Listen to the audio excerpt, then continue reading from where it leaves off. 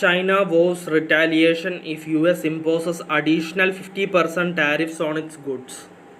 China has vowed to retaliate with higher tariffs following US President Donald Trump's latest threat to impose additional duties, Bloomberg reported on Tuesday.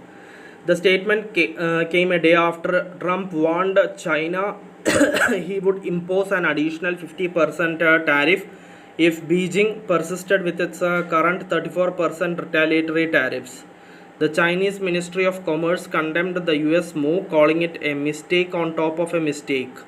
The ministry added that the latest escalation exposes the exploitative nature of the US and warned that if Washington follows through, China will fight to the end. According to the Bloomberg report, both Washington and Beijing are poised to raise sweeping tariffs on each other this week, heightening fears of a renewed trade war between the world's two largest economies. What Trump said, posting on his private social media platform Truth Social, Trump threatened to impose an additional 50% tariff on Chinese goods starting April 9th. He also stated all talks with China concerning their requested meetings with us will be terminated. Citing a White House official, Bloomberg noted that the new 50% tariff would be in addition to the previously announced 34% reciprocal tariff introduced on April 2, as well as the 20% tariff imposed earlier this year. If enforced, China's effective tariff rate would reach 104%. On Monday, Trump urged Americans to be strong and courageous, adding that greatness will be the result.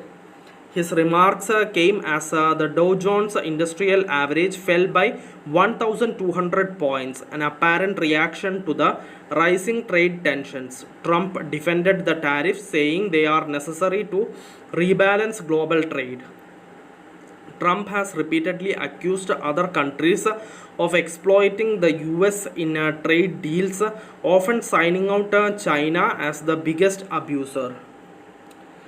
China's response. An editorial in the Chinese Communist Party's official newspaper this week said Beijing is no longer actively seeking a trade agreement with the US, though it remains open to negotiations. Notably, since Trump's return to the White House for a second term, he has yet to speak with the Chinese President Xi Jinping, marking the longest period in the 2 decades that a US president has gone without contact with their Chinese counterpart after taking office. China's embassy in Washington also criticized the US threats, stating that this is not the correct way to engage with Beijing and emphasizing that China will defend its national interests. Thank you for listening. Thank you for watching. Thank you everyone. Bye.